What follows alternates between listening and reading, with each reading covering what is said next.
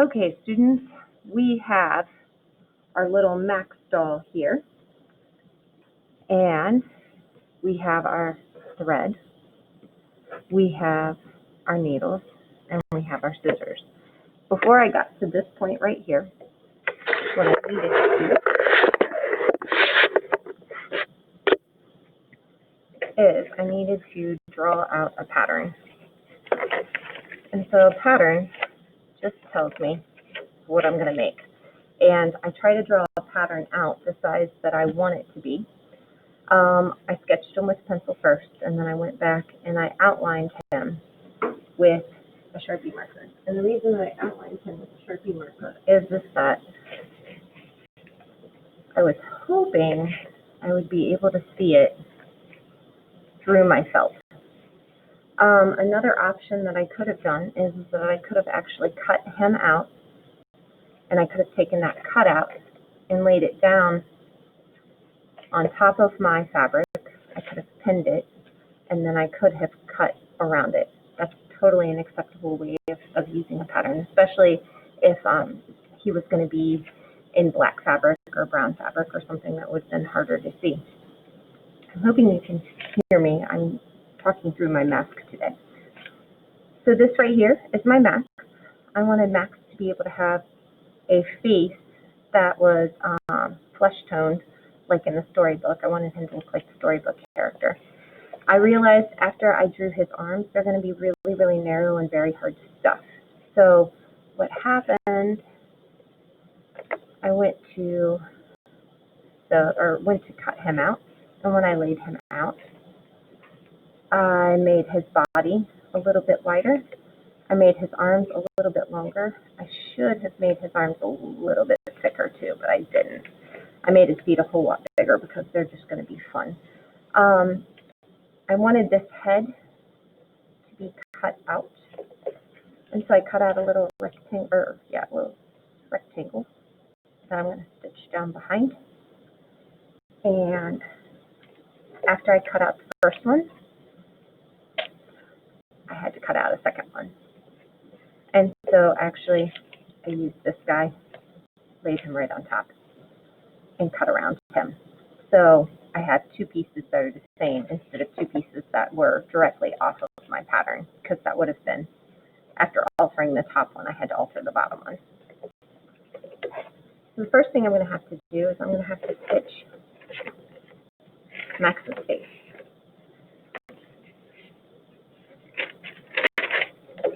So all of this is a big puzzle, three-dimensional puzzle that I'm going to have to put together.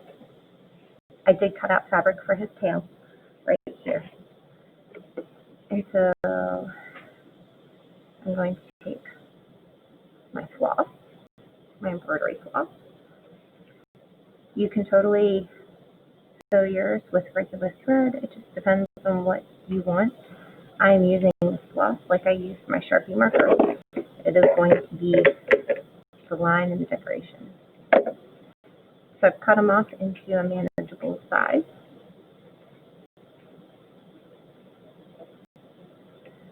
I'm holding it really tight between my thumb and forefinger. I'm taking my needle and kind of wiggling my needle right onto my floss, just like that. And I'm threading the needle. Do not tie a knot here. Go to the end. And actually, it just kind of happened that, that's the end of my thread. I'm tying a knot down here. And there we go.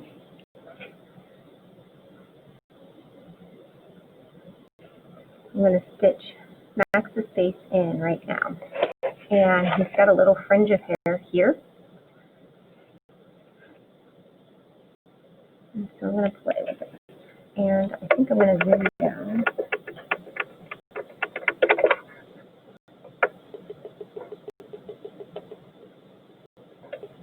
Okay. So my knot is down here. I'm starting from the underside. I'm pulling up. Had I tied a knot here, I wouldn't have been able to pull this through. I'm going to go ahead and do a running stitch around the bottom side of the fabric. I could use pins to hold this together, which is probably far smarter, but I am nothing if I'm not just a little bit lazy.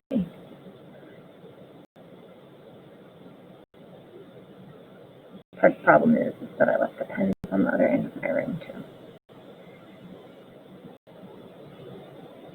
Right now I have my A-Day students sitting in my classroom. They're being really quiet and working hard, and they're stuck listening to my commentary.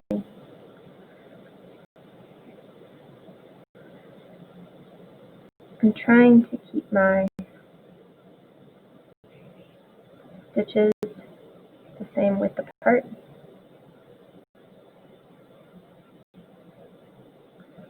Oh, got them hooked up. I can pull that out. Some troubleshooting things. I have students that get lost about where they're sewing, and they pull the thread around. So like here I'm supposed to come up from underneath, but I have students that accidentally come in through this direction. And if you do this and you have this all messed up, it's not a big deal. What you can do is you can pull your needle right off, like that. There's my needle. I can come back here and I can pull that thread back out. I can rethread my needle and keep going. Now, if your thread is getting real fluffy here, which happens sometimes, just use your scissors to trim off the fluffy, and you can push it back through.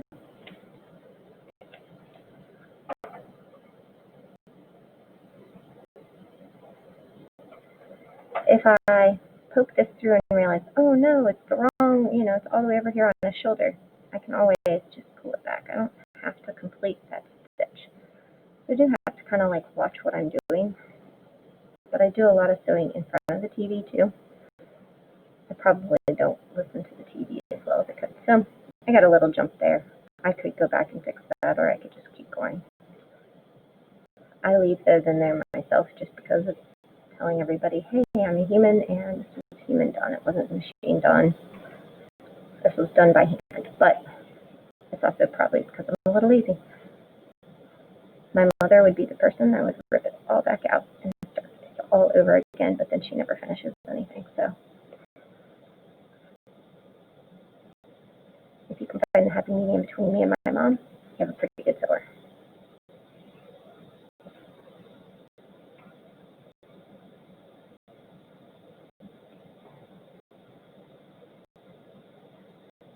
I'm going to go ahead and pause the video and continue sewing, and then when I pick it back up, we'll be ready to do his hair.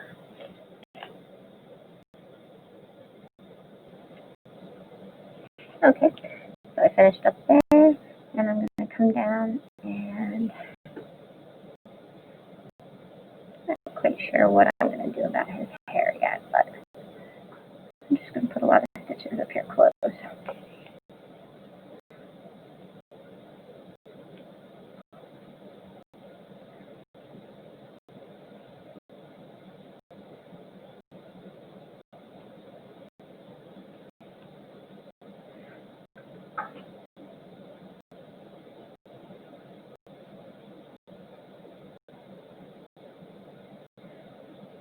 There are amazing Instagram accounts with amazing people who do amazing things with needle and thread, and they're your age, and it's pretty awesome.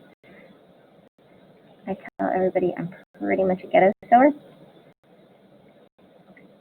I just kind of make it up. I know what I want, and I play with my thread until I get what I want. And I was raised doing needlepoint with my grandma, so I come into it with a little bit of a background of at least sewing and knowing how to sew kind of neat and tidy. I was never able to figure out cross stitch to save my life. I'm still trying to teach myself how to crochet.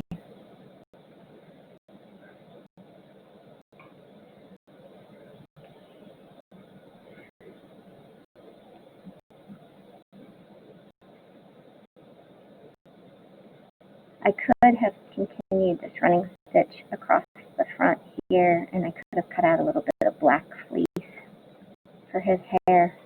I'm thinking about that now, or cut out a little bit of black.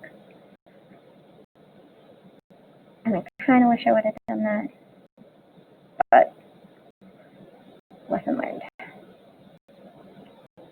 It doesn't look all bad, and it looks just more stitched, and it gave me a chance to show you guys how to do something. And you can hear the crazy artistic process.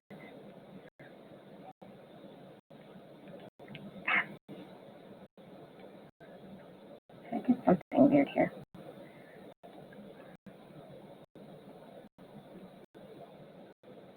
I cut into the knot, that's what I did. Alright, so we got that.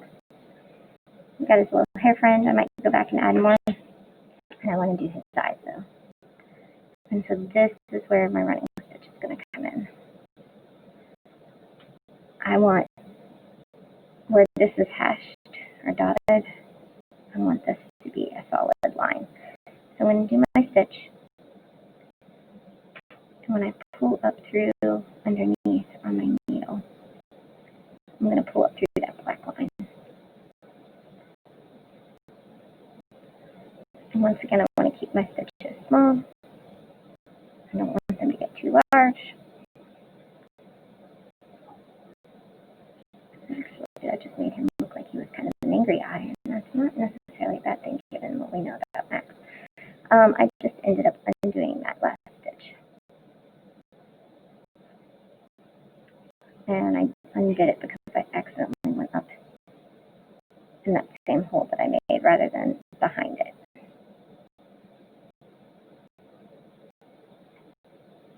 I'm coming up behind.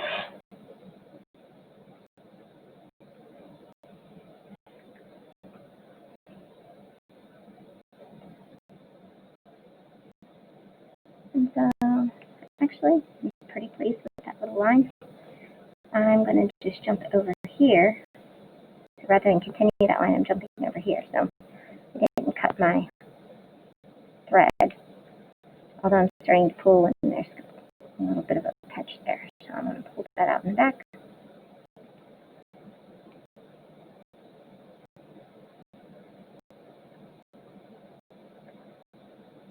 A lot of sewing is just finessing and knowing what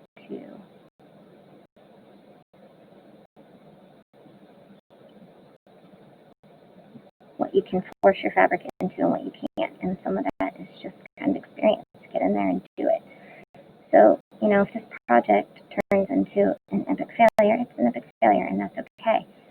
But don't necessarily write off sewing as a medium, and as a good artistic medium. So you noticed, maybe you noticed, I had to go back and redo that one because I undid that one. And there's my other eye.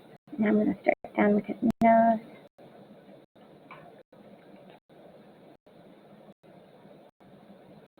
If I wanted a really, really thick line, I could be sewing with both sides of my, I just pulled that right out. I could be sewing with both sides of my embroidery floss. Here, I'll show you what that means in just a minute.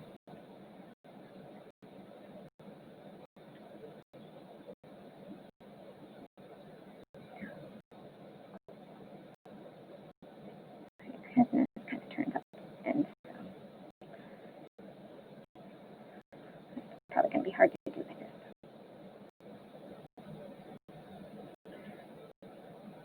So like if I wanted a double thick line, I would be using, see how I have 2, 1, 2?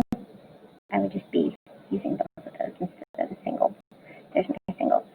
The way that I would use a double thick line is that I would take this and the other end and knot them together and then just use that line. So it goes from a thin line Sharpie to a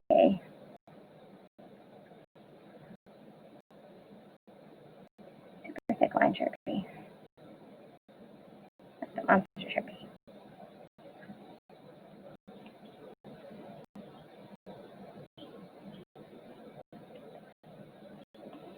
Okay.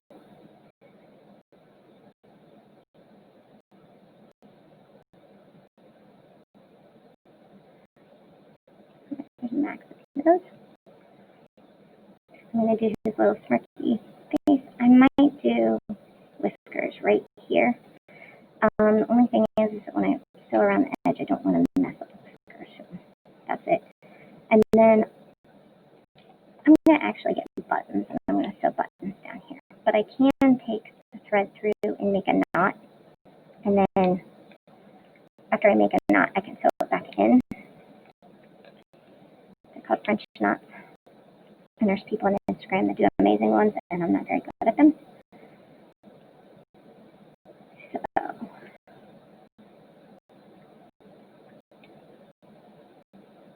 this is it.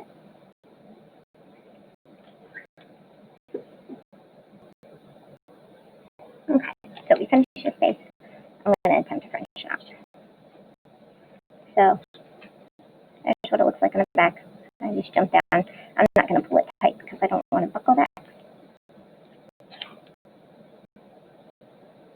And if I don't like this, I can go back with the button. Even if you don't have lots of sewing stuff around your house, you might have, there might be old buttons. Fancy shirts come with buttons on the side if you need a button. Or there might be clothes that you no longer wear that you can just harvest buttons from. I was telling some folks in here, if you have old fleece sweatshirts and stuff that no longer fit you, that might be a little too ratty to go to Goodwill or whatever, you can harvest that fleece. Okay, so I got a little knot here, and I keep kind of wrapping this around it. And I'm kind of tucking this knot around it.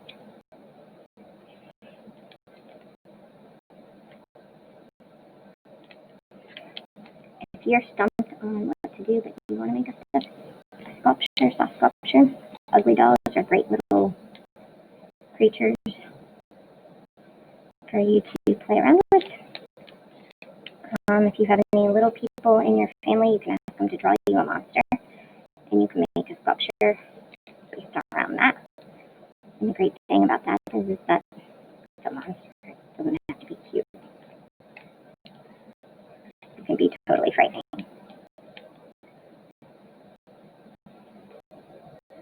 But I'm going to continue and make the rest of his buttons.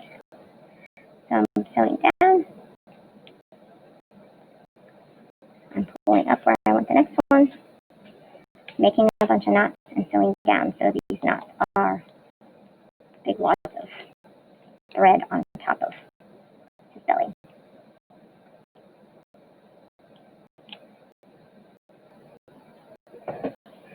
Alrighty, so we got the front of Max done, the back of Max cut out, and I'm going to make sure they line up because one arm was cut wonkier than the other arm.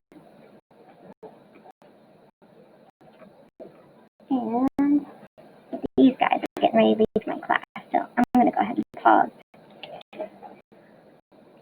And I will restart in a couple of minutes. However, once again, I got my new thread. I'm going to go around him in brown thread. And I told you about doubling up my line to make a thicker line. And that's exactly what I'm going to do. Here's my needle way down there. I'm going to take my two ends, here and here. I'm going to wrap them around the fingers, roll it off. If that doesn't work for you, make a knot in your way. And so I've made one giant loop of thread. You can double up a single bit of thread this way. This is actually what I do when I sew buttons on my clothes if my buttons have fallen off. It makes for a nice, real sturdy thread. And